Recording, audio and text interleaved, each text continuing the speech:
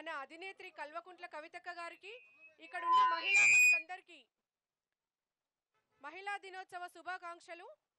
తండ్రి నేర్పిన పోరుబాటలో అడుగులు వేసిన కవితక్క తండ్రి ఎలా అయితే తెలంగాణ సాధించి ప్రజల గుండెల్లో చిరస్థాయిగా నిలిచిండో అట్లనే కవితక్క 33% రిజర్వేషన్ కోసం కొట్లాడి ఆ రోజు ఢిల్లీలో ప్రకంపనలు పుట్టించి 33% రిజర్వేషన్ తీసుకొస్తే ఇవాళ జీవో 3 తోని దానికి గండి పెడుతుంది ప్రభుత్వం. ఇవాళ జీవో 3 కోసం ఇక్కడ ఇందిరా పార్కులో ధర్నా చేస్తుంటే ముఖ్యమంత్రి గారు ఢిల్లీ పారిపోయినరు. ఎందుకంటే కవితక్క శక్తి ఏందో ముఖ్యమంత్రి గారికి బాగా తెలుసు. ఆమె ఏదైనా పట్టుకుందంటే వదలదని బాగా తెలుసు కాంగ్రెస్ ప్రభుత్వానికి. ఈరోజు కేసీఆర్ గారి ప్రభుత్వం మహిళా పక్షపాతిగా వ్యవహరించింది, మహిళలకు పెద్దపీట వేసింది. ఏ పథకం ప్రారంభించినా మహిళతోనే ప్రారంభించింది. ఉదాహరణకు డబల్ బెడ్రూమ్లు కానీ, వీహబ్ కానీ, షీ టీమ్స్ కానీ, ఒంటరి మహిళా పెన్షన్లు కానీ, బీడీ కార్మికుల పెన్షన్లు కానీ ప్రతి ఒక్కటి మహిళ పేరు మీదనే ఇచ్చిన ఘనత కేసీఆర్ గారి ప్రభుత్వానిది.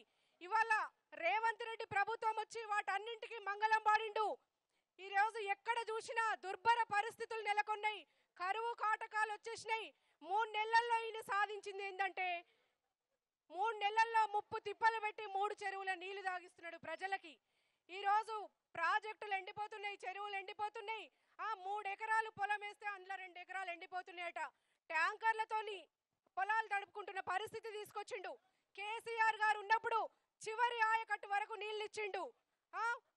ప్రాజెక్టుల ద్వారా చెరువులు నింపిండు. ప్రాజెక్టుల నుంచి చెరువులకు నీళ్లు నింపొద్దన్న నిబంధన ఉండేది.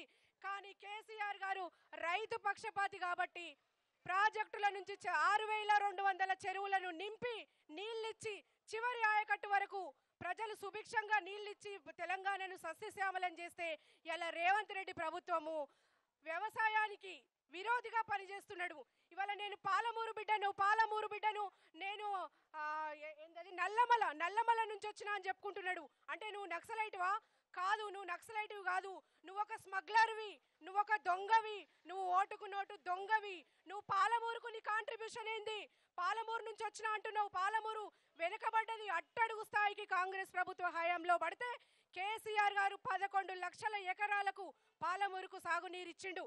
కేసీఆర్ గారు 5 మెడికల్ కాలేజీలు ఇచ్చిండు పాలమూరుకు, ఒక ఫిషరీస్ కాలేజ్ ఇచ్చిండు పాలమూరుకు. కేసీఆర్ గారి ప్రభుత్వం ఇవాళ పచ్చని పసిడి పంటల తెలంగాణ చేస్తే నువ్వు వచ్చిన 3 నెలల్లోనే సర్వనాశనం చేసినావు. ఇవాళ తెలంగాణకు గుజరాతీ మోడల్ కావాలంటున్నావు.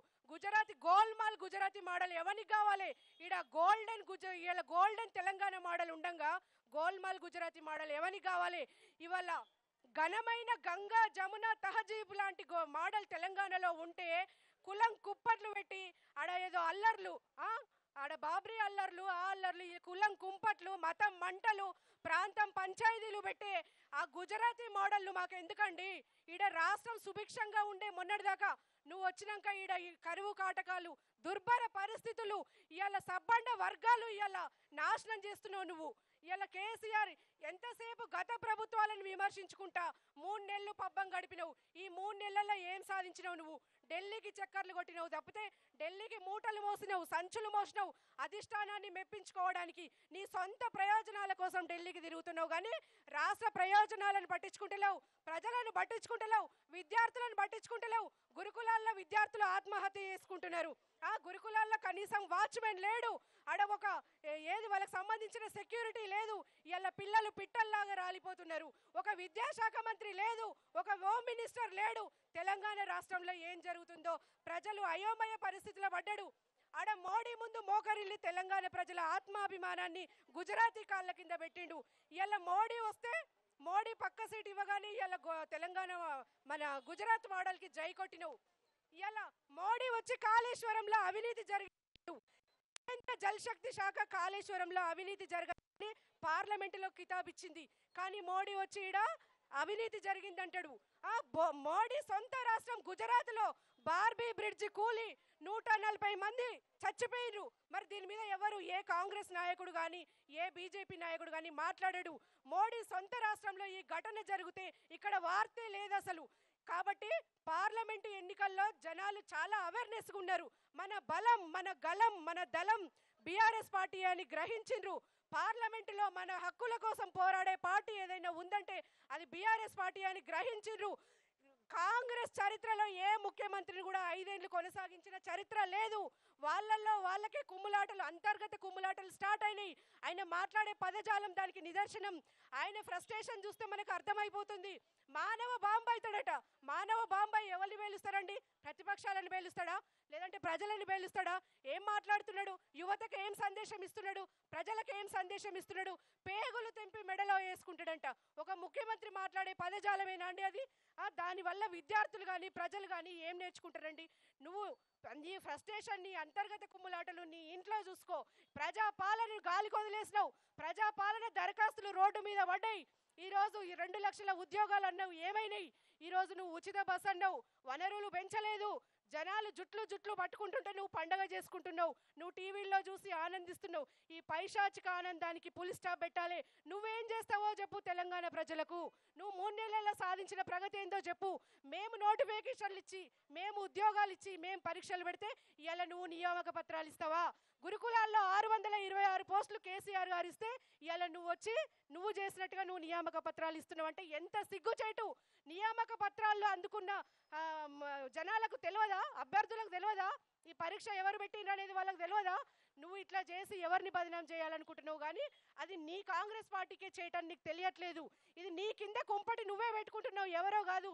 ప్రతిపక్షాలను కూలుస్తాం, మా ప్రభుత్వాన్ని కూలుస్తారని నువ్వు అంటున్నావు కదా. నీ ప్రభుత్వాన్ని మేము కూలవాల్సిన పని లేదు. నీ తిక్క చేష్టలతో, నీ చెత్త మాటలతో నువ్వే కూల్చుకుంటావు. నీకు సంబంధించిన నీ మంత్రులే నిన్ను కూల్చేస్తారు. ఎక్కడ కూడా కాంగ్రెస్ పార్టీని ఆదరించిన దాఖలాలు లేవు. ఇలా కర్ణాటక అన్నావు, ఇవాళ బెంగళూరు అన్నావు. కర్ణాటక నీటి ఎద్దడితో అట్టడుగు ప్రాంతానికి పోయింది. ఇలా మన స్కూళ్లకు కాంగ్రెస్ అంటే కరువు అనేది మళ్ళొకసారి రుజువు చేసినావు. ఇలా కర్ణాటకలో స్కూళ్ళకు సెలవులు ఇస్తుండట నీళ్లు లేక.